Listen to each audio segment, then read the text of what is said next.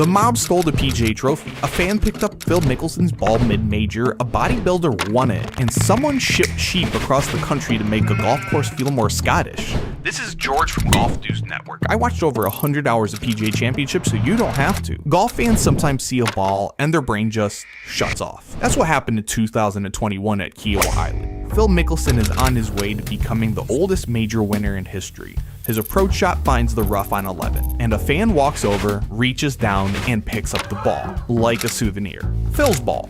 Phil, who is currently winning the PGA Championship. Yeah, that ball. Honestly amazing. Everyone was yelling, no one knew what to do. I honestly think someone was going to tackle the guy, but it was the most interesting thing that I've never heard talked about on the broadcast again. Now let's start with the winners, just the obvious stuff. Walter Hagen seeing him lift that 5 times, Jack Nicklaus winning it 5 times, Tiger has 4, Brooks has 3, and after that it gets very thin. But JT has 2, and if he wins it this year, he ties Brooks. And the most interesting winner though, Y.E. Yang taking down Tiger head to head. The best part was Y.E. Yang ranks similar to John Daly before heading into the PGA Championship, but just not an alternate, a former bodybuilder who hurt his knee and turned to golf.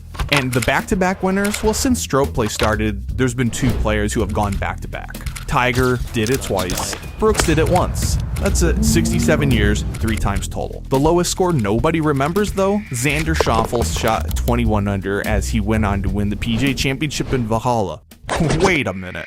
Why are you saying no one remembers this? Because that was the week Scotty got arrested, and we all remember the mugshot, the headlines, the orange prison jump shoot, and the quickly made t-shirts that weekend. Sorry, Xander, you deserve better than that. The story the broadcast loves to talk about was Hagen losing the trophy in 1925, leaving the Wanamaker in a cab, paying the driver $5 to take it to his hotel so Hagen can go out drinking at a nightclub. But here's the part they always skip. Hagen didn't just lose it, he hit it. For 3 years he kept winning, and when the officials asked him where the trophy was, he just said, I came to defend it. I have no intention of giving it up. The room laughed, he won, secret safe. But when he lost, a replica was created, and then it shows up 5 years later. Not in Chicago, but in Detroit. No explanation, none. Just in a sealed, unmarked package in the basement of the factory that made his golf club. So I went digging, microfilm at the Detroit Public Library, looking at old newspapers from that era, the Detroit Times, Detroit Free Press, and the Detroit News. And the Detroit Times is now defunct. And buried in the Prohibition-era coverage, right next to stories about bootlegging across the Detroit River, there were suggestions of mob connection between Detroit and Chicago to the trophy's disappearance. Never confirmed. But the connection to the Detroit-Chicago corridor in 1925 was one of the busiest legal pipelines in the country. Maybe it was Hagen being Hagen, or maybe it's one of the most unknown stories about the disappearance of the 1925 PGA Championship. By the way, today's winners, they don't even get the real trophy, they get a replica, 90% scale. And the PGA learned its lesson. And I mean, can you blame them? I mean, we did see Scotty Scheffler in handcuffs in jail. Do you really want to trust that guy with the PGA trophy? And now everyone's favorite story, 91 crooked stick, John Daly's the 9th alternate. He had never seen the course, never played a practice round, won by 3. But the part of the story that you never hear on the broadcast, spectator named Thomas Weaver was struck and killed by lightning. Daly read about it in the paper on Saturday, and after he won, he donated $30,000 of his prize money to Weaver's 2 daughters' college funds. So we talk about Daly, we talk about the story, but we never seem to talk about the fact that he has a heart of pure gold. My favorite story though, and the one I hate the most, is DJ losing in 2010, grounding his club in a 3-inch patch of dirt that people were standing on that had beer bottles and Gatorade bottles, and fans walking all over it. It was a total mess. He grounds his club 2-stroke penalty, and he thought he was in a playoff. He wasn't. Kymar won. And that just tells you something about Whistling Straits. But Whistling Straits is strange. It used to be an Army anti-aircraft training center. Pete Dye trucked in thousands of tons of sand to build the course. And what else did Pete Dye do? He imported a flock of Scottish black-faced sheep to wander the fairways during tournaments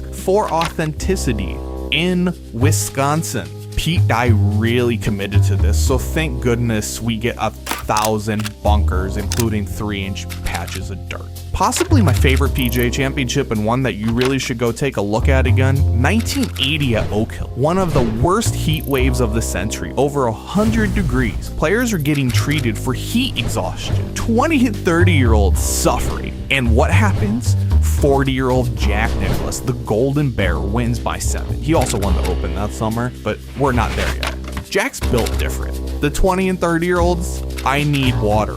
Jack, Golden Bear, I'm here to dominate. The other streak that never gets talked about, Phil made the cut 21 straight times, 96 to 16, every single year for 2 decades. And even in the 2015 and 16 broadcasts, no one's talking about the 20 straight cuts. It is amazing to see how little Phil gets loved. So there we go, that was it. 17 facts from 100 hours of footage, or over 100. In roughly the time it takes you to make a sandwich and maybe take that first bite. But here's my takeaway. The PGA Championship is the weirdest of the 4 majors, and I mean that as a compliment. The Masters has the green jacket, the US Open has the grind, the Open has the wind and the pot bunkers. And I guess sheep. The PGA Championship has the world #1 in handcuffs, sheep on the fairway as well, a ninth alternate who won by 3 and then donated some of his winnings, a lost trophy with a connection to the mob, and a fan who grabbed Phil's ball mid-major like it was a free sample. It is the major where nothing is supposed to happen, and yet everything crazy happens. This is Golf News Network. Subscribe, hit the bell, and drop a comment telling me which one of these you didn't know, because I guarantee you there's at least 3.